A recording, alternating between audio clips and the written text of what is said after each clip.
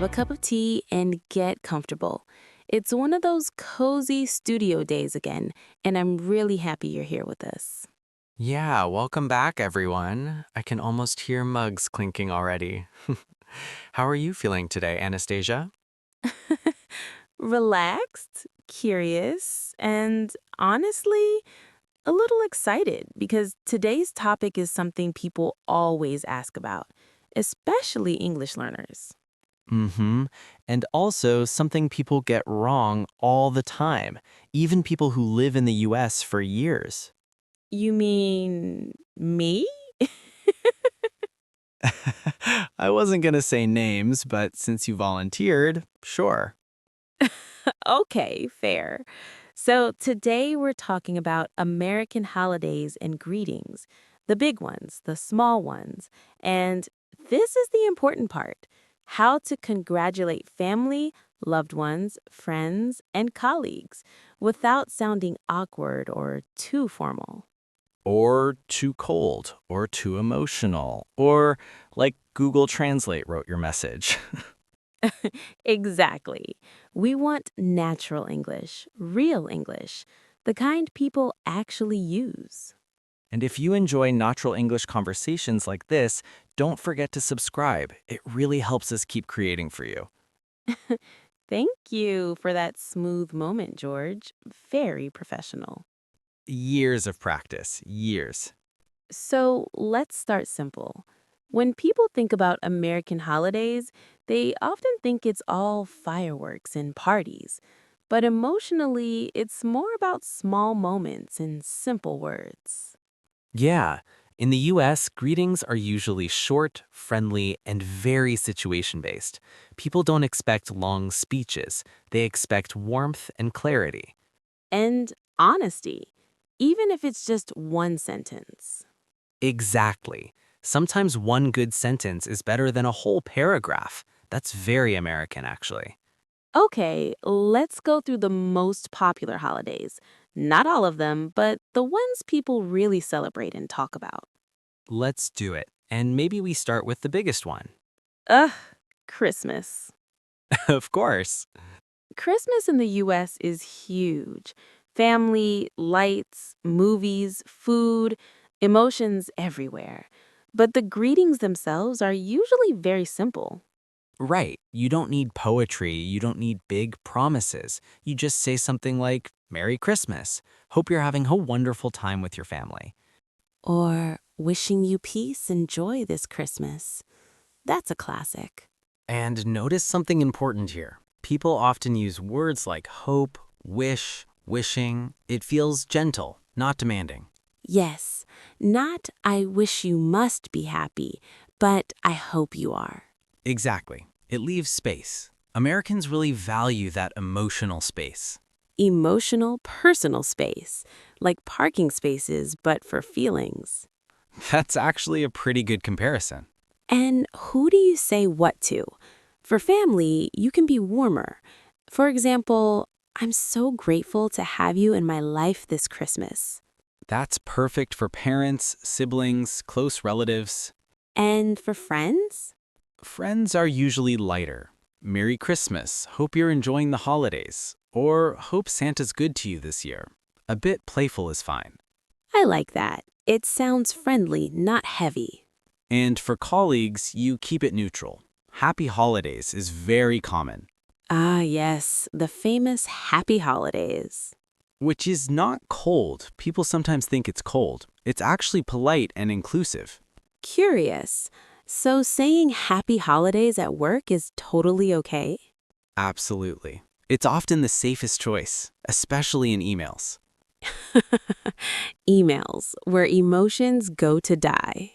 Sometimes, yes. Okay, after Christmas comes New Year. And this is interesting because for many cultures, New Year is huge, but in the US, it's different. Very different. New Year's Day is more about parties, resolutions, and honestly recovering from the night before. True. So greetings are short. Happy New Year. That's it.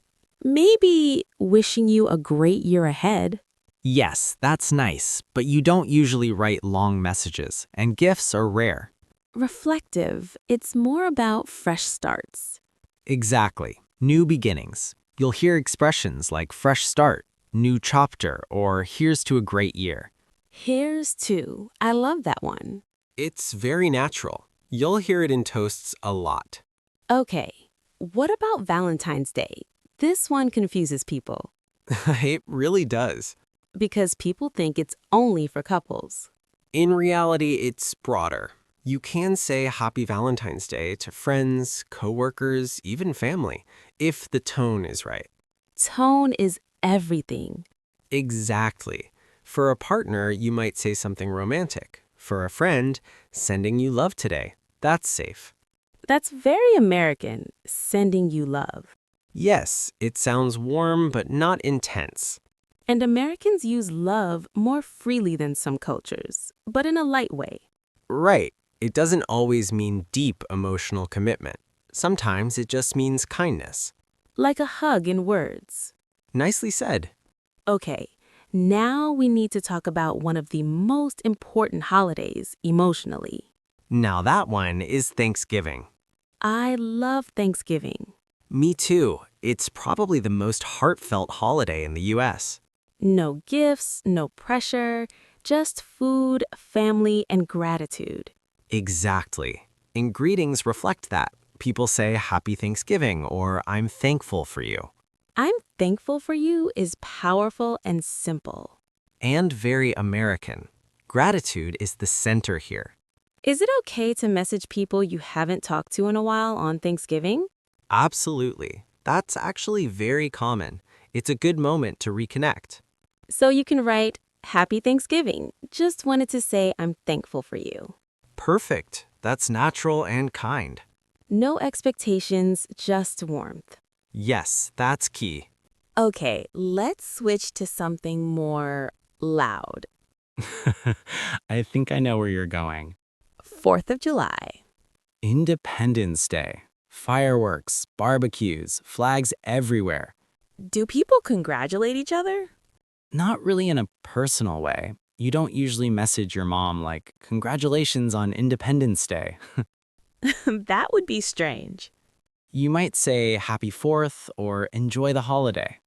So it's more social than emotional. Exactly. It's about celebration, not personal connection. Good to know. And that's an important lesson. Not every holiday needs deep words. Sometimes less is more. Always. What about birthdays? Not a holiday, but still important. Very important. And Americans are quite consistent with birthdays. How so? You usually say happy birthday and then add one personal line. That's enough. Like, hope you have an amazing day. Yes, or hope all your birthday wishes come true. Classic. Very Disney. A little, yes. And for colleagues? Keep it light. Happy birthday. Hope you have a great day. No personal comments unless you're close. Nodding. Boundaries again. Always boundaries. Smiles. Americans love friendly boundaries. That might be the most accurate sentence of the episode. Okay, let's pause for a second. We've talked about several holidays, but there's a bigger idea here. There is. In American culture, greetings are not about perfection. They're about presence. Yes, showing up, saying something, even something small. Silence is often worse than imperfect English. Exactly. People don't expect perfect grammar, they expect sincerity. And that's good news for English learners. Very good news. Okay, let's keep going. Next, Mother's Day and Father's Day. Very important days. These are emotional. They are, and here people do allow themselves to be more expressive. Curious, what's common to say? Thank you for everything you've done for me, or I'm so lucky to have you. Simple but deep. Exactly. You don't need dramatic language, just honest appreciation. Appreciation is a big thing today. It really is. And cards matter here, right? Yes, physical cards are still very popular for these days. Something about handwriting feels more real. It does. It shows effort. Effort is love sometimes. Well said. Okay, before we move on, let's talk about something practical. How do you actually end these messages? Good question. Endings matter. Like, best wishes? That's okay, but it's a bit formal. More natural endings are take care, all the best, or just your name. Or nothing at all? Yes, in texts, you often don't need a closing. That's freeing. It is. Okay, I feel like we've covered a lot already and we're just getting started. We are. There's still friends versus colleagues, workplace culture, and those tricky moments when you're not sure what to say. We'll get there. Absolutely. Stay with us. We're just warming up. All right, let's keep going. I feel like now we're really settling into this conversation. Yeah, the tea's still warm, nobody's rushing us. Perfect moment to talk about friends and colleagues in more detail. Because that's where people feel the most insecure, right? Definitely. Family feels safer. Friends and coworkers, that's where people overthink. Overthinking is the enemy of natural English. And also very human. Okay, let's start with friends. Close friends, not just acquaintances. With friends, Americans are usually relaxed, informal, sometimes playful. Emojis are fine, jokes are fine.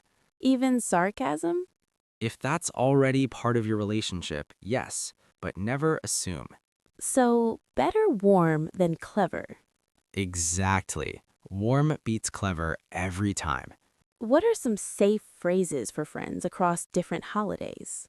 Things like, hope you're having a great one, thinking of you today, or hope you get to relax and enjoy the day. Relaxation is very American. It really is. People value rest, even if they don't always get enough of it. That's another podcast episode. True. Okay, now colleagues. This is where people panic. And they really don't need to. Because expectations are lower? Exactly. At work, greetings are about politeness and professionalism, not emotional connection. So, happy holidays in an email is completely enough. Yes, you can add wishing you a restful break or best wishes for the season. Best wishes. Very safe. Very safe. Another good one is all the best. Like that. Short and clean. And neutral. Neutral is your friend at work. Neutral but kind. Exactly. What about congratulating colleagues for personal events, like birthdays or promotions? Birthdays, simple. Happy birthday. Hope you have a great day. Promotions, congratulations. Well deserved. Well-deserved sounds very natural. Because it shows respect without exaggeration. Americans don't exaggerate praise as much as some cultures. Right. Too much praise can feel uncomfortable. Compliment moderation. Yes. Okay, let's talk about something subtle. Timing. Oh, that's important. When should you send greetings? Usually on the day itself or slightly before. Not too early, not too late. Not a month later? Definitely not. Late messages can feel careless, even if intentions are good. Exactly. If you miss it, sometimes it's better to wait and say something later, like, sorry I missed this, but hope you had a great holiday. That honesty helps. Always. Okay, let's talk about language level. For English learners, simple sentences are better. Yes, simple and clear beats complex and unnatural. You don't need advanced vocabulary to sound kind. Kindness is mostly tone. And choice of words. True. Can we share some everyday expressions people can reuse? Sure. Things like, hope you're doing well, thinking of you, enjoy the day, wishing you the best. These are very flexible.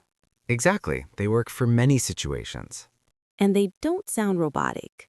As long as you don't stack too many together, one or two is enough. No greeting salads. Please no. Another thing people ask about is religion. Christmas, Easter, what if you're not sure?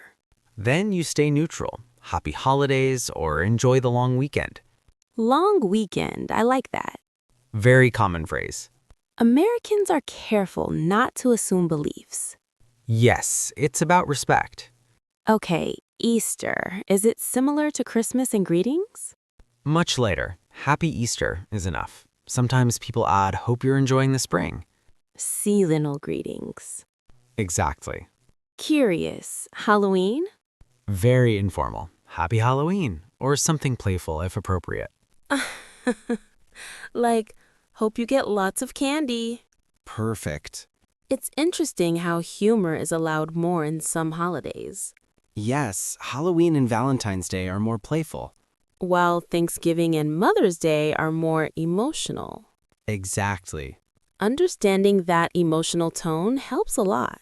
It really does. Let's talk about mistakes. Common mistakes English learners make. One big mistake is being too formal, using language that sounds like a business letter. Dear respected colleague. Yes, that sounds strange in most casual greetings. Another mistake is translating directly from your native language, That often creates phrases that sound too intense. like very long wishes. Exactly. Americans don't usually write long holiday messages unless it's a card to family. Short messages show confidence. Yes, and cultural understanding. Okay, I want to talk about something emotional now. Go on. Greetings are a way of saying, I see you. That's beautiful and true. Even a simple happy holidays says, you matter enough for me to reach out. Exactly. It's a small social connection. And in American culture, these small connections build relationships. Very much so. That's why consistency matters. Yes, it's better to send short greetings regularly than one big message once a year. That's very future-oriented. It is. It builds trust over time. Okay, before we move toward the emotional reflection part, let's summarize without summarizing. I like that challenge. American greetings are simple, timely, warm, and respectful. And adapted to the relationship. Family, friends, colleagues. And never perfect, but sincere. Exactly. I think that's a good place to pause. Agreed. And we still have one more layer to explore, the emotional side.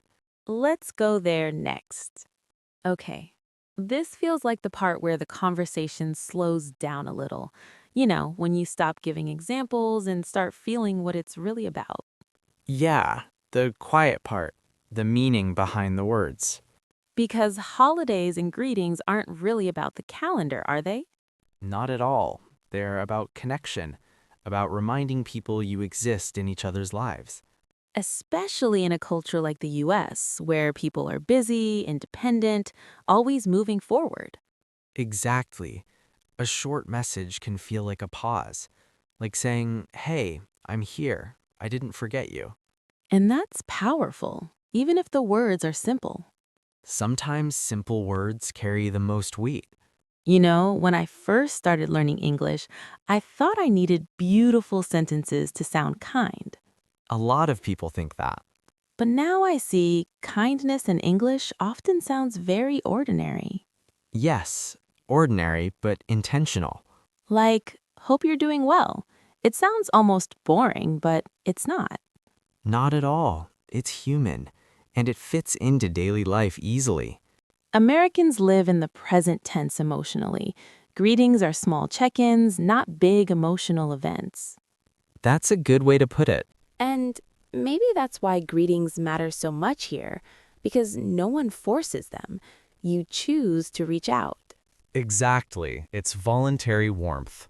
Voluntary warmth. I like that phrase. You can keep it. Thank you. There's also something else. In American culture, people don't always say deep things face to face, so holidays become permission. Permission? Permission to say, I appreciate you, or I'm thankful for you, without it feeling awkward. That's true. Thanksgiving especially. Yes, Gratitude becomes socially acceptable that day, expected even. And once you understand that, greetings stop being stressful. They do. You stop asking, is this too much or is this not enough? You just ask, is this honest? Exactly. So, if you're listening right now and thinking, my English isn't perfect, It doesn't need to be. your message just needs to sound like you. Yes, and to arrive on time. Timing again? Always timing. Before we close, let's gently remind people of a few expressions we used today, not as a list, just naturally. Sure.